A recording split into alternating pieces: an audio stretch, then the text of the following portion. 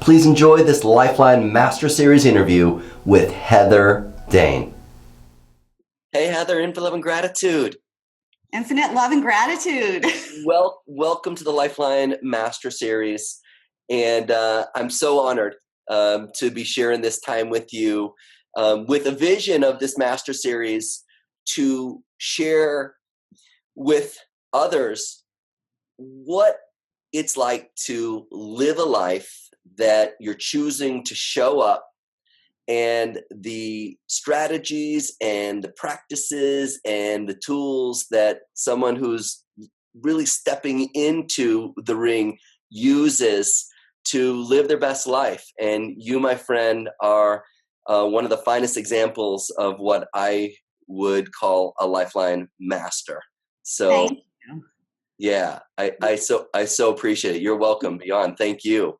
I have a question, just jumping on in. In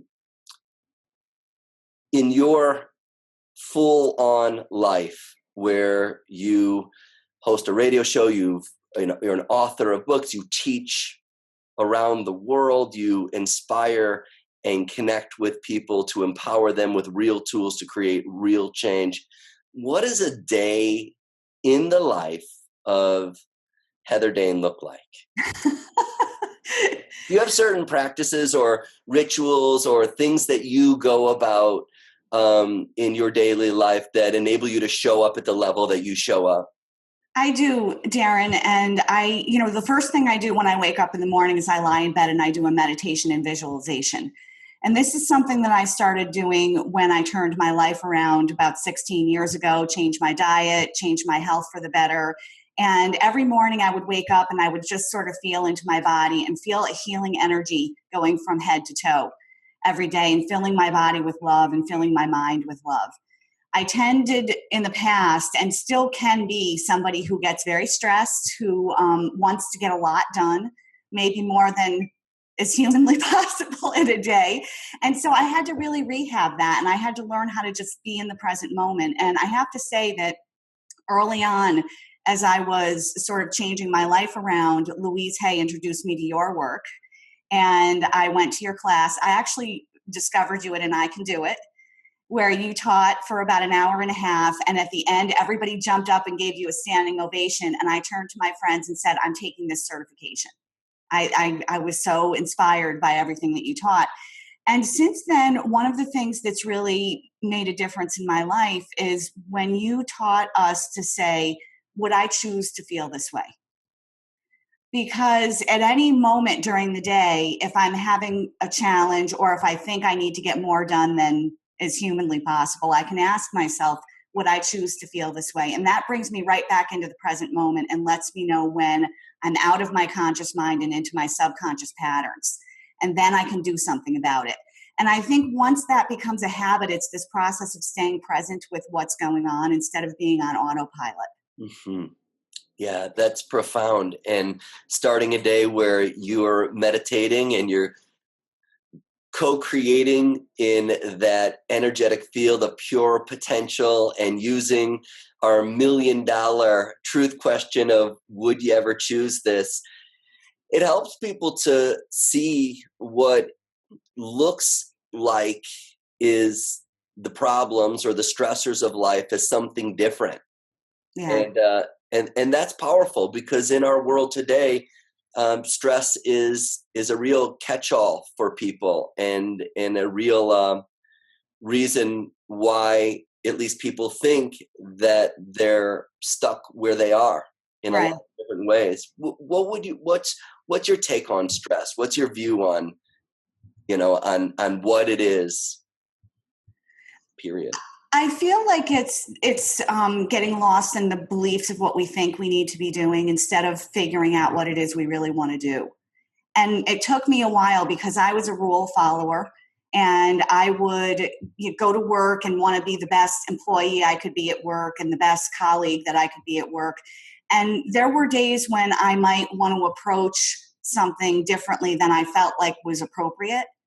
And before I understood how following my inner voice was the best thing to do, I could get lost in being somebody other than who I really was. And it was more of a rule follower than being authentic to what I thought needed to be done. And I think, now after having studied nutrigenomics, which is the study of how our genetics can be shifted with our thoughts, our lifestyle, our food, our supplements, I didn't understand that there was this with stress. If we're not eating a diet full of minerals and vitamins that our body needs to stay grounded, we become more stressed. And then when we fill our minds with thoughts that are limiting or beliefs that are against who we really are, we end up creating a loop where we have no foundation of vitamins and minerals to keep us strong and balanced. And then we have these beliefs that are fueling a stressed body and mind. And it becomes a vicious cycle. And what I do today, in addition to doing energy work, doing the LifeLine technique with my clients when they get into a pattern of stress, is I help them to remineralize their body. Minerals are the spark plugs of the body, and they are what feed our adrenals, what keep us grounded. And so when people have the right amount of mineral balance in their bodies, they're less stressed naturally. So it's sort of like a dual thing. It's kind of what are we putting in our bodies and what are we putting in our mind? Mm-hmm. Big time. And recognizing the physical symptoms of our body, the stressful patterns of thoughts, and seeing real just foundational basic aspects of life, what you eat, what you think, how you move in the world, drinking water, basic things can shift these stressful patterns really easily. Yeah. And that's what I love about what you teach, Darren, because it is a whole body mind aspect where everybody is starting to learn to tune in and tap into what's going on. And instead of being afraid of our patterns, we find out that we can say thank you, to them, which is what you've taught us. So as we go through the LifeLine, as I go through with a client, several times we're saying, thank you for protecting me. Thank you. I just didn't have the tools. And it's a great thing because it's a great thing to remind ourselves all the time, because we think that, if we just do everything right, we'll get there. And when we get there, we'll be happy and we'll be balanced and everything will be done. And, you and I both know that life is a journey and that there is no there. But what we have is we have strategies, and we have the ability to learn to trust the process, and we have the ability to catch ourselves when we get into a loop. Like, I'll give you an example. When about a year, I think, after I took your certification program, I had an experience where somebody that really was important to me in my life, and I was just getting to know, had gotten angry with me. And it was something that was outside of my control, but I thought, okay, why is this happening? Why did this just happen? And I felt really depressed that the person was angry. And I thought, I was starting to go into that depression. And then I thought, let me do a lifeline on myself. And what I found out during that is when somebody was angry at me, I had this subconscious belief that I was tainted goods. And what the pattern that would run in my body is that I would start going out of my way for everybody else. So it had nothing to do with the person I was having the issue with. I would go out of my way for everybody else for some length of time, which meant that I was overdoing, overgiving, trying to make up for this belief that I had that I was tainted goods simply because somebody was upset with me. And as soon as I realized that, it was a huge aha. And I was able to get to be more conscious of that, to sort of let it go from my body and to say to myself, it's okay if I'm sad a little bit right now, but I don't have to fall into the limiting belief that I'm tainted goods. And I don't have to go out of my way stressing myself out, trying to be extra good for everybody else in my life. And it saved me from so much stress and so much overwork just to recognize that pattern and know that I didn't have to fall into it anymore.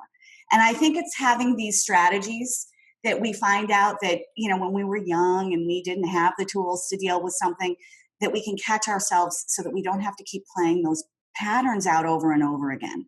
It's powerful. Yeah. Perception and how we see ourselves and how we see the world, and knowing that the reality of what we perceive is directly related to our experiences that form beliefs that most oftentimes have nothing to do with who we are, but when they're triggered, here I am, and I'm expending myself and giving of myself at the expense of myself. And here I am in this place of insecurity or low self-esteem, depression, and really being able to see that stress, that person in my life. I love it. Yeah. Thank you for protecting me when I couldn't. Thank you for waking me up now.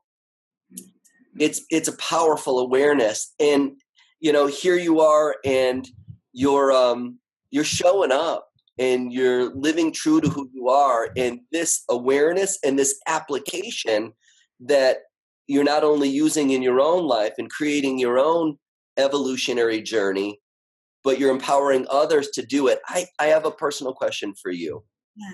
And that is, would you say that there was a turning point or a defining moment where you got that aha and said, this, who I am right now is not who I am, and there's something more to it? Was there a moment or a turning point for you where you woke up, the beginning aspect of this incredible woman and thought leader that you are in the world, that it was brought into, that mineral that sparked it into life? Was there a moment for you? There was. And for me, it happened when I was in my early 30s. I was about between the ages of 30 and 31. I was an executive in a very conservative corporate environment. My colleagues were all type A personalities as well as me. I was one of those churn and burn, work a million hours kind of person. And I was out of balance. I mean, I had an eating disorder. I was feeling sick all the time. I had chronic pain in my abdomen. I couldn't figure out what was going on, and neither could the doctors. And this had been going on for since I was 10 years old. I had had digestive issues and depression, and nobody could ever figure out what it was. But what they told me was that it was all in my head and that I probably wasn't going to ever recover. And the things that were offered to me, pain pills, antidepressants, treatment centers, surgery to remove my gallbladder, which one doctor told me was diseased and needed to be removed. And his belief system was that if I didn't get it removed, I would never recover. And I didn't like the sound of it. It didn't feel right to me. And I was researching the whole time, trying to figure it out. And I was learning clues, but it was all hidden, and I never talked to anybody about it, because I was really ashamed of what was going on and why couldn't I figure out the answer to this. But I knew that there was something going on in my body that I just didn't understand. And I knew I had to work with my thoughts, but my body was in chronic pain, and it was constantly draining my ability to be positive and to sort of show up every day at my best. And I decided one morning, I woke up and I thought, I'm not happy. On the surface, it looks like everything is great. I have a great relationship, a great house, a great job. Everything's going really well, but I was not happy. And I started to think to myself, I'm working so hard. I'm working all these hours and I'm working so hard. And then I'm having to go to retreats just to try to de-stress. And I thought, this is not what I want. I started to feel like I was getting old, and I was only 30 years old. So I started to seek out some energy work. And I went to a medical intuitive, and she was able to see into my body. And I wasn't at the time. I wasn't able to understand what was going on. Now, it would be later, Darren, that in your class, you said things like, our symptoms are the language that our body speaks to us with. And so at the time, I just thought symptoms were something to sort of make go away. And can I just escape from these symptoms? And I didn't want to feel them. And it was going through the process of learning how to have somebody else who could see what was going on in my body let me know what that was. And I learned that the food that I was eating really mattered, and I changed my diet. And changing my diet and doing some energy work actually changed everything for me. I was able to start being more present in my life. I started to choose things that were more aligned with who I really was. I went to work, and instead of being this professional type role that I had played for myself of what a professional person would behave like, I started to say what I really felt. And I noticed that people actually liked when I said what I really felt. I thought maybe if I say this, they're not gonna like it. But actually they seemed to like me better when I was being more of who I was. And so it took me about 3 to 4 years in the work environment to realize as I was healing and shifting and changing that I wasn't doing what I really wanted to do. I knew deep inside as I looked around the corporate environment that I was in, I couldn't find anybody that looked really healthy and vibrant. And I noticed that a lot of the people I was working with were so stressed out. One of my colleagues collapsed in the stairwell because he was so stressed out. People were staying out of work for surgeries and autoimmune issues, and people were getting ill a lot and then coming back in and hard charging it through work. And I just felt like that wasn't the answer, and there had to be another way. And that's when I started to plan my escape from corporate and think about what is it that I really want to do. And I didn't know, but I thought, I don't know exactly what I want to do, but I do know that it's not this. And I started to think about what's my vision of what I really want. If I were to sort of remove all of the responsibilities that I have and all of the things that I think people want me to be, and talk about what it is that I really wanted, what would that look like? And that's when I started to craft a real pattern of thinking about how can I find all the opportunities that will allow me to move into what I would really love to be doing. And at the time, what really was coming up for me is helping to heal people from the stress that creates illness as we age. Mm-hmm. Because I knew that it had something to do with stress. I knew that it had something to do with what we were putting in our bodies, but also what we were putting in our minds. And I really wanted to be a part of helping people feel empowered to change those things. I just love it. I just love it. And it's so, now it's not a living, it's a loving every day. Yeah. Well, and now I look at my calendar differently. I used to schedule myself up and have giant long to-do lists. And now I look and say, what would make me feel good? And I start scheduling based on that. And I give myself a lot of space in my week to have moments of stillness in the day, which I never gave myself before. Now I may have a block on my calendar that's really just for me. There's nothing scheduled, but it's really just for me to get back into my own energy, to do some energy work, to be present with what's going on in my day. And then I can get back to doing stuff. And before I would have thought that's a slacker thing to do. That's not really what a productive person would do. And now I know that having those spaces in my day and in my week and sort of going slower is actually one of the things that helps me stay present and helps me recognize those moments where I might not be in alignment with how I want to be approaching my day. Beautiful. Just giving yourself the space between moments that is where the real creativity and fun and passion is born. I love it. I love it.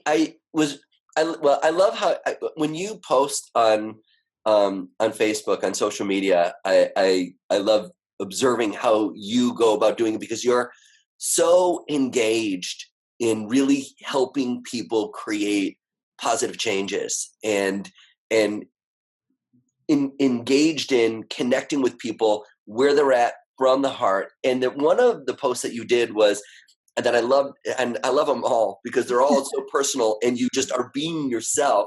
But you were talking about that you went to a lecture on epigenetics, and it was a real powerful eye opener, and it was very exciting. And you had the opportunity to ask a question because ultimately, the people that were putting on the presentation talked about, rather than the changes from nutrition or mindset, as far as influencing the genetic potential that we have, that they were talking about to apply a pill to influence that genetic potential.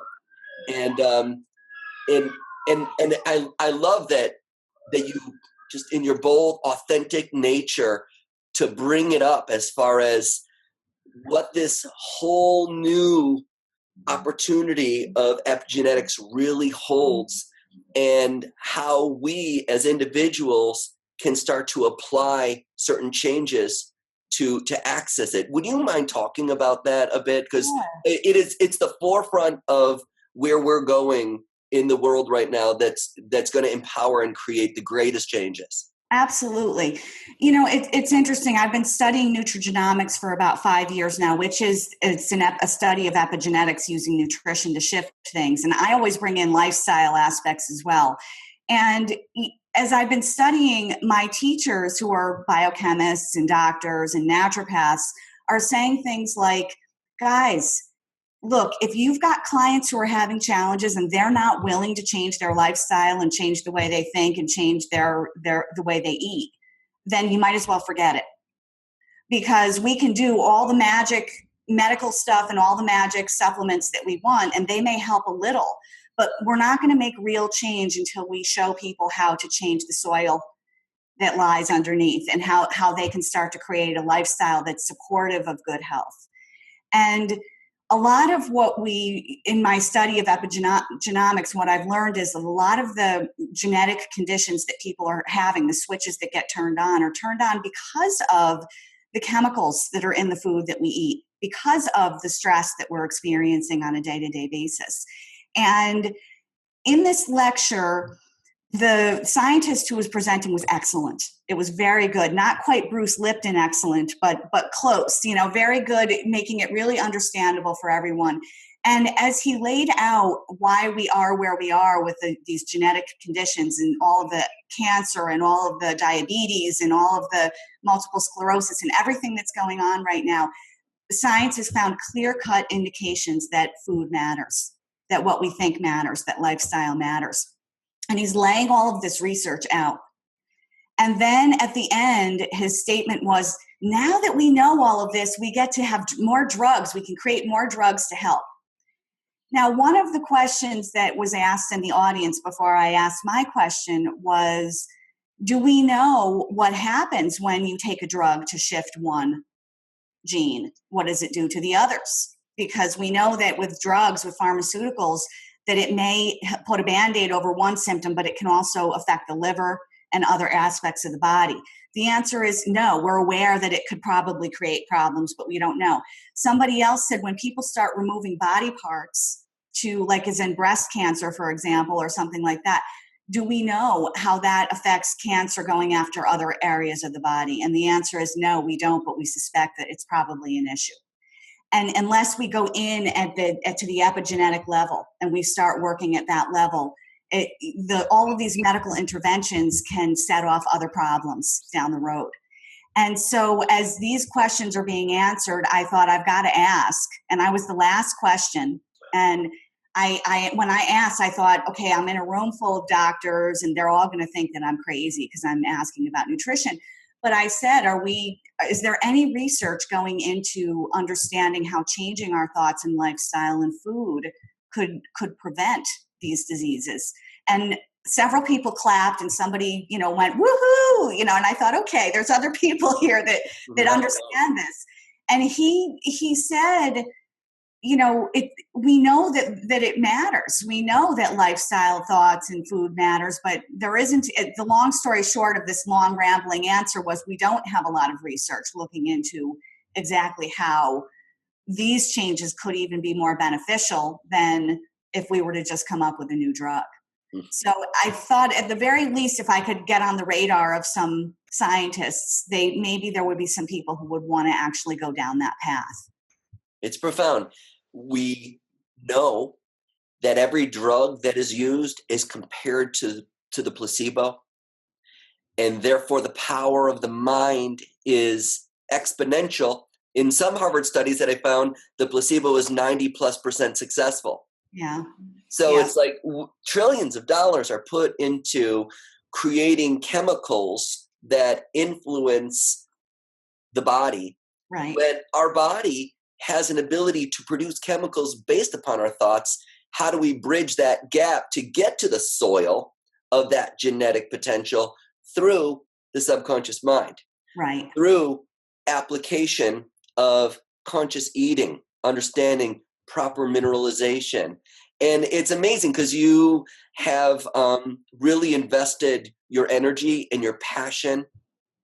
You've been so committed to your own personal journey of struggling with your body and your perception of it and your perception of the world, that you're a very powerful woman that is in helping other people to recognize that they can start to create real changes in their life. Yeah. It's awesome.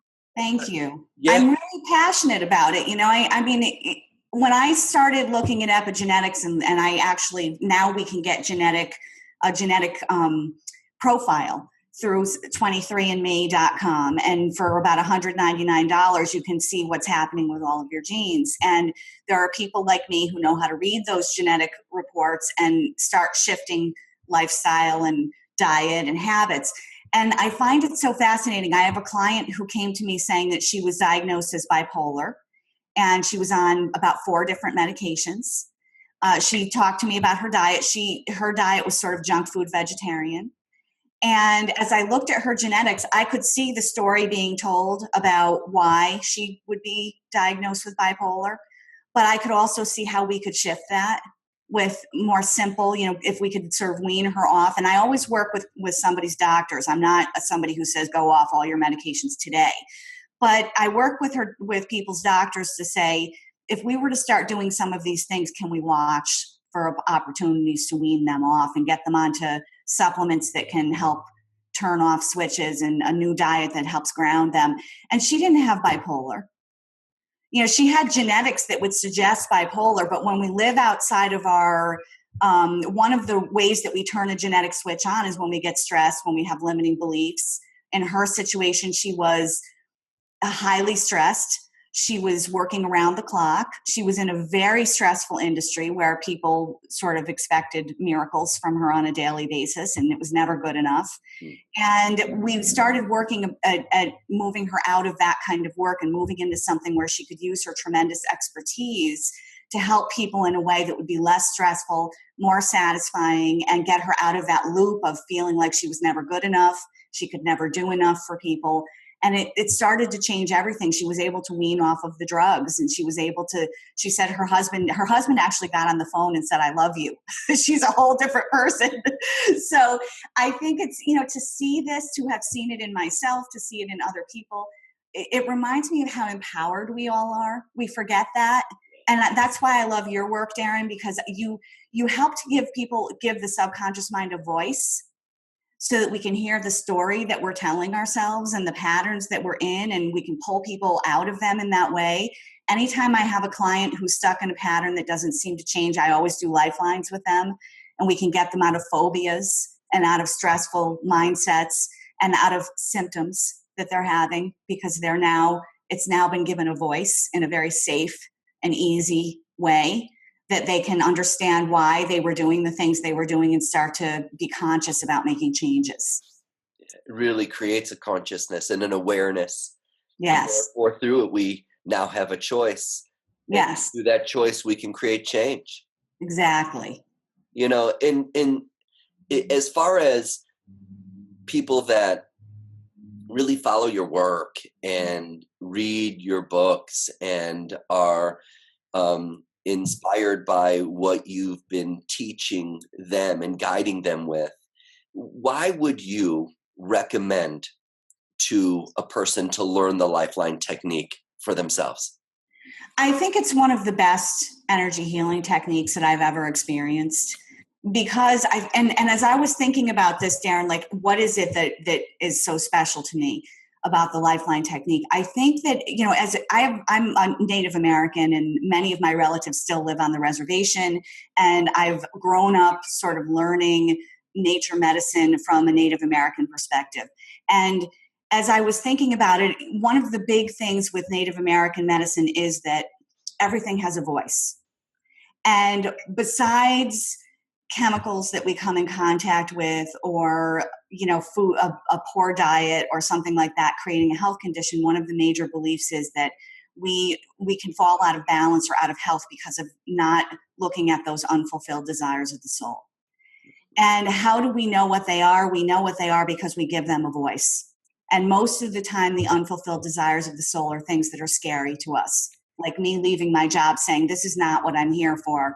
I have another passion, but I'm not exactly sure how I want to use that passion in the world, or what it is that I want to do. And I was also the major breadwinner of my family. So it's kind of like, how am I going to pay the bills? How am I going to make this work? And these are scary things. And when we're looking at unfulfilled desires of the soul, we're often looking at making changes that take us on a path that's other than what our current tribe, our friends, our colleagues would expect from us. And so it becomes very scary. And what I love about the LifeLine is that we can create a voice. We can understand the impact that a subconscious pattern is having on us, that a limiting belief or a symptom, we give that symptom a voice. And we also, in the LifeLine, it loses its power to have a hold on us and crunch us down and keep us from moving forward when we give it a voice and we understand that we can be empowered to change that. And so I think that because, in Native American medicine, one of the things that they say is that storytelling or telling the story helps people heal. Yeah. And the LifeLine allows us to tell the story of what that subconscious pattern is doing in the body, in the mind, and in our life, and how we can be empowered to shift that. And I think that once it's given a voice, it's not scary anymore. Right. Now we can address what's happening in a way that where we can feel empowered. And I love that there are not only it changes the way we think about a pattern, but you give people tools you give people tools like food, water, exercise, owning your power, rest, tools that remind us to go back to the basics. These are very simple things that no matter what new science comes up are the basics that keep us healthy and grounded and give us a strong foundation. So I feel like you've packed a lot of good stuff in there. But I think for me, the biggest aha that I've seen and the biggest aha that my clients see is we tell this story. We now have a story that it's not scary anymore once we know what that is and once we know what to do about it. Yeah. It's interesting through muscle testing to create a dialogue with what would be invisible because it's subconscious, it's below the awareness, to create a conversation where all of a sudden the names that we give disease such as bipolar, cancer, migraine, depression, all of a sudden has meaning in patterns of thinking, of moments in time that are frozen in these Groundhog Day hamster wheel type patterns that all of a sudden, just by bridging the gap to that, it changes and it evolves. Right. And here we are, and we're stepping into whatever authentic expression we are here to express. Exactly. And, I want to acknowledge you, Darren, because you being the creator and the source of this teaching. I love witnessing you doing lifelines with people, and you've done several with me, and the experience of how you do a lifeline and how you're teaching us to do it it's all about love the whole time through. There's nothing to fear. When I know the first time you ever did a lifeline with me, you asked me, would you mind if one of the students comes in? Because I was in the program and I want other students to learn. And I said, no, I wasn't ready. And there was a pattern in me that I knew was probably going to come up in the session, and I wanted to address that. And that was the pattern that I had with having had bulimia in my past. And the main thing that we got to was that I was afraid to express anger. That I was afraid that if I was angry, that meant that I was a bad person. And if I expressed anger, I was a bad person. And right away I was crying, and then you were crying, and we were both having a celebration of tears together. And that alone, I think your approach to going through the process of healing with someone and how you teach us to do that is that we can celebrate all of these things. We can feel them, but we can also celebrate that we're bigger than them, and that once we know what they are, we can move through them in an empowered way. And I think that your approach to that, your passion, and your creating a safe space to move through all these things that we get caught up in and that are so awful for us, you create, just your being is uplifting. And I'm so grateful that you're teaching people how to do this, because watching you do it helps us to understand that there's nothing to be afraid of. That we can face this and that we can move beyond it, and we can keep using these strategies to experience the journey that we're on without having it knock us down to the point where we are too afraid to face it. Or we give up. And thank you so much. It's beyond an honor. And it's really powerful. I so appreciate you sharing what you just shared, because here's an experience of bulimia, and a part of me wasn't able to express anger. It's not who you are. It's a part of you who's, I don't remember the age, 4 years of age, that's in an environment of XYZ. And when that subconscious limiting belief gets triggered by our senses, we react, and that signal affects our genetic expression. It influences our behavior, it influences everything. So it's so powerful. And I cry in moments when other people are having these breakthroughs because I'm never doing a session on or for, I'm doing it with. Yes. We're all energy. And it is. And you gave me permission. I mean, you give everybody permission to feel whatever it is they're feeling and feel that it's okay. And it's that alone is healing. And if we can learn that from you as well when we're taking your classes, then we become, I think all of us become better healers in that way. So it's just wonderful to have not only a powerful technique, but a powerful approach that you bring naturally to it that I think can give everybody a way of being with a person who's going through a situation to create a safe space, but a space that says we're all okay here. It's all okay. We're going to get through this. Yeah. Well, I am so grateful and so honored to be able to share my passion with you and to see you take it to a whole other level of your own passion and empower so many people. I am in awe of your bright light, and I want to thank you for taking this time to share your wisdom and your love with me and with so many thousands of people and millions of people that are really needing a tool to create positive change. I'm so appreciative. Thank you so much, Heather. Thank you, Darren. It's my pleasure. Yeah. Enjoy the rest of your day, and infinite love and gratitude. Infinite love and gratitude. Awesome. I hope you enjoyed this Lifeline Master Series interview with Heather as much as I did. If you want to learn more about the Lifeline technique, click on the link below. It'll take you to 3 free videos. One that talks about muscle reflex testing, how we communicate with the subconscious mind. So much fun. The other video is about the triune brain theory, a real deep understanding of the subconscious mind and its impact in our nervous system, how it affects our biology, how it affects our behavior. And the third video is about the power of infinite love and gratitude, the secret sauce of the Lifeline technique. Click on the link below, and I'll see you on the other side. Keep shining bright. Infinite love and gratitude.